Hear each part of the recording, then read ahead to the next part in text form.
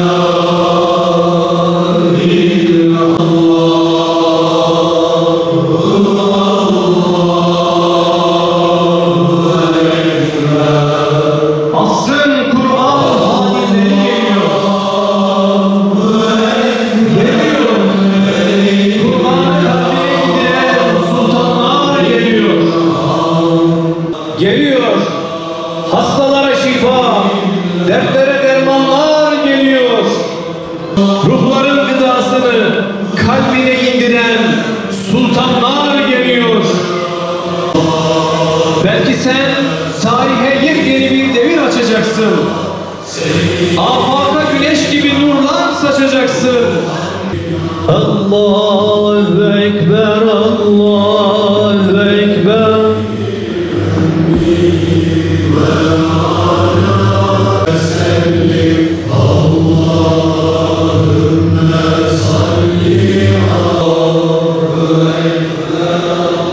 Kıymetli misafirlerimiz, Kur'an-ı Kerim tilavetiyle programımıza devam ediyoruz.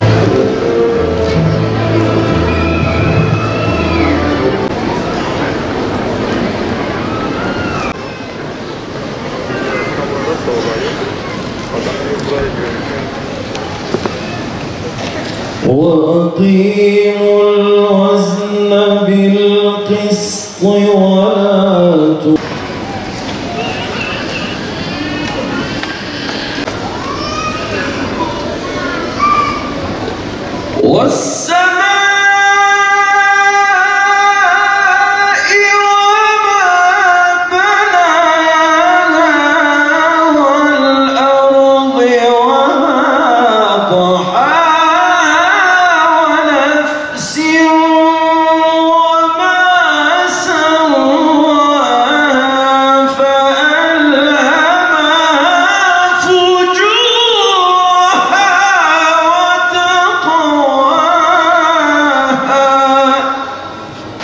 Sözlerime başlarken Kerim kitabın ayetlerini nakış nakış gönüllerine nakşeden bu yavrularımızı gönülden tebrik ediyorum. Cenab-ı Hak hayatları boyunca yavrularımızın gönlünden Kur'an'ın rahmetini, bereketini, inayetini hiçbir zaman eksik etmesin inşallah. Kıymetli kardeşlerim, bugün Gaziantep için hakikaten çok özel, çok müstesna bir gün. 200 civarında hafızımızın hafızlık icazet merasimi için bir araya geldik. Bu tablo Gaziantep'in şu ana kadarki gördüğü en muhteşem tablolardan bir tanesi. 200 hafız bir arada, bu yavrularımızın her biri diplomalarını aldılar, hafızlıklarını ikmal ettiler sınavları geçerek bugün huzurunuza geldiler. Bu yavrularımız salgın döneminde her birimiz köşemize çekilirken, her birimiz hanelerimizde ne olacak diye beklerken bu salgın döneminin kahramanı oldular. Allah'ın kelamını hıfzettiler, gönüllerine nakşettiler. Gönülden tebrik ediyorum, muvaffakiyetler diliyorum. Kıymetli kardeşlerim, değerli hazurun, bizler inanıyor ve biliyoruz ki hafızlık Cenab-ı Hakk'ın bir insana lütfedebileceği en büyük şereflerden, en büyük nimetlerden bir tanesi. Bugün yavrularımız hafızlıklarını ikmal ederek hayatları boyunca yapabileceği en nitelikli adımlardan birini attılar. İnşallah bu yavrularımız gelecekte ulûm-u İslamiye alanında daha birçok alanda dini mübin-i İslam için, insanlık için faydalı birer nesil olacak, faydalı birer evlat olacak. Rabbim Teala onların bahtlarını açık eylesin diyorum. Bizler inanıyor ve biliyoruz ki bizim öyle bir kitabımız var ki bu kitaba bakmak ibadet, bu kitabı okumak ibadet, bu kitabı dinlemek ibadet. Ama en büyük ibadet bu kerim kitabın o insanlığa hayat veren o ilkelerini hayata yansıtmak. İnşallah yavrularımız böyle bir yolculuğa çıkacaklar. Rabbim Teala bu yolculuklarında kendilerine muvaffakiyetler ihsan eylesin. Geçmişte Ramazan'da mukabele sürmek için hafız bulunmayan bir vilayette Allah'a sonsuz şükürler olsun, yüzlerce hafız yetişti. Allah'ım sana sonsuz şükürler olsun. Ey Yüce Mevlam, bu güzel günlerimizi çoğalt. Şu anda dünya coğrafyasında Müslümanların zulüm gördüğü, inim inim inlediği oralara da bu güzellikleri şu mübarek Recep ayı senin ayında onlara da nasip eyle Allah'ım. Bir milletin gençliği ne zaman Kur'an ve ondan leman eden ilimlerle tecihiz ve takip edilmiş ise o millet o vakit terakki ve teali etmeye başlamıştır. Biz tarih boyunca ne zaman dinimize sarılmışsak, dinimizi yaşamışsak yükselmeye başlamışız ve yükselmeye devam etmişiz. Çünkü bizim dinimiz bize öğrenmeyi emrediyor. Okumayı emrediyor. Dinimizin ilk emri oku. Hafızlarımız inşallah bundan sonra kendi öğrendikleri Kur'an hakikatlerini inşallah millete de anlatacaklar. Hayırlı bir neslin yetişmesine de vesile olacaklar. Bunun için ümitliyiz. Bunun için mutluyuz. Allah kendilerinden razı olsun. Burası Küçük Buhara. Gelecektin Bedrettin Aynilerini, geleceğin Adil hocalarını, geleceğin Mehmet Görmez hocalarını hürmetle selamlıyor ve hepsinin karşısında saygıyla eğiliyor.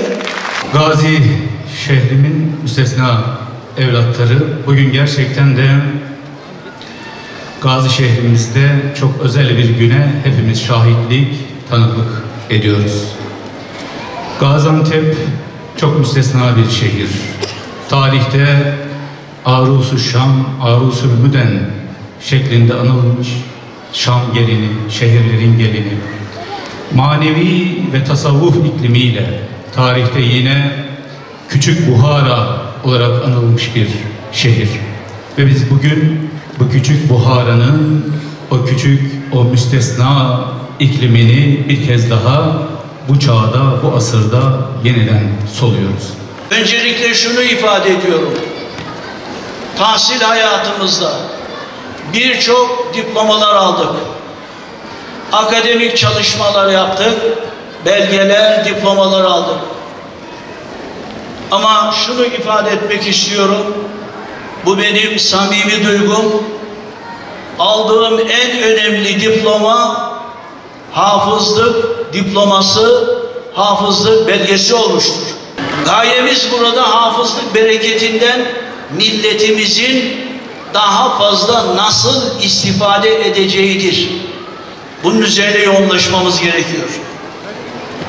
Özellikle müftülerimiz, Kur'an kursu yönetici ve hocalarımız, vakıf yetkilileri ve hayırseverlerimiz, hafızlarımız, onların anne ve babaları, sizlerden şu sözlerimi iyi dinlemenizi istirham ediyorum. Değerli misafirler, başkanlığımızın değerli mensupları, asr-ı saadette hafızlığın amacı Kur'an'ı anlamak ve yaşamaktı. Öyleyse bizim de bugün bütün amacımız bu olmalıdır.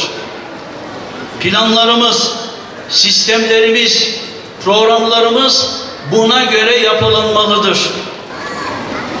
Hafızlarımız sadece Kur'an'ın ezberiyle yetinmemelidirler. Şunu demek istiyorum. Hafızlık aynı zamanda manevi, ahlaki bir olgunlaşma sürecidir. Hafızlar kendine özgüveni olan, liderlik yapabilecek olgun kişilikte yetişmelidirler. Liderlik yapabilecekler. Çünkü onlar Kur'an'ı ezberlemişler. İşte hafızlık eğitim düzenlerimiz buna göre yeniden gözden geçirilmelidir. واختم لنا بتلاوة القرآن ونبر قبورنا بنور القرآن واحشرنا مع أهل القرآن.